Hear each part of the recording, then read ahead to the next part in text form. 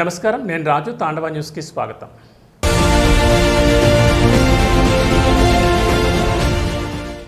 పరాభవనామ సంవత్సర ఉగాది పండుగను పిఠాపురం పాతక క్షేత్రం శ్రీ కుక్కుటేశ్వర స్వామి ఆలయంలో భక్తి శ్రద్ధలతో ఘనంగా నిర్వహించారు.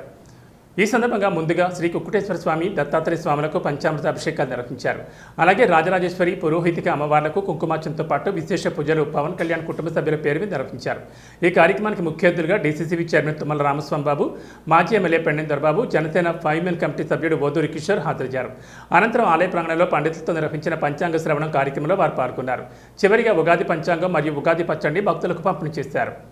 పిఠాపురం నియోజకవర్గ ప్రజలందరికీ కూడా జనసేన పార్టీ తరఫున పరాభవ నామ ఉగాది సంవత్సర శుభాకాంక్షలు తెలియజేసుకుంటూ, మరి రాష్ట్ర ఉప ముఖ్యమంత్రి వర్యులు, పిఠాపురం నియోజకవర్గ స్థానిక శాసనసభ్యులు పవన్ కళ్యాణ్ గారి యొక్క సూచనల మేరకు ఈ రోజు కుక్కుటేశ్వర స్వామి ఆలయంలో ఘనంగా పంచాంగ శ్రవణం ఈవో గారి యొక్క ఆధ్వర్యంలో 5 మెన్ కమిటీగా ఉన్నటువంటి పెండెం దొరబాబు గారు, ఓదూరు కిషోర్ గారు, పట్టణ జనసేన పార్టీ అధ్యక్షులు రాలు వరలక్ష్మి గారు, జనసేన పార్టీ నాయకులు అందరి యొక్క ఆధ్వర్యంలో ఈరోజు పంచాంగ శ్రవణం జరిపించడం, దానికి పెద్ద ఎత్తున పిఠాపురం పట్టణ మరియు నియోజకవర్గ ప్రజలు రావటం జరిగింది. వీరందరికీ కూడా మరొక్కసారి పవన్ కళ్యాణ్ గారి తరపున కూడా ఉగాది శుభాకాంక్షలు తెలియజేసుకుంటూ, మరి ఏదైతే పవన్ కళ్యాణ్ గారు ప్రాతినిధ్యం వహించిన దగ్గర నుండి కూడా 550 కోట్ల పైచిలకు నిధులు తెచ్చి పిఠాపురం నియోజకవర్గంలో అభివృద్ధి చేయడం జరిగింది.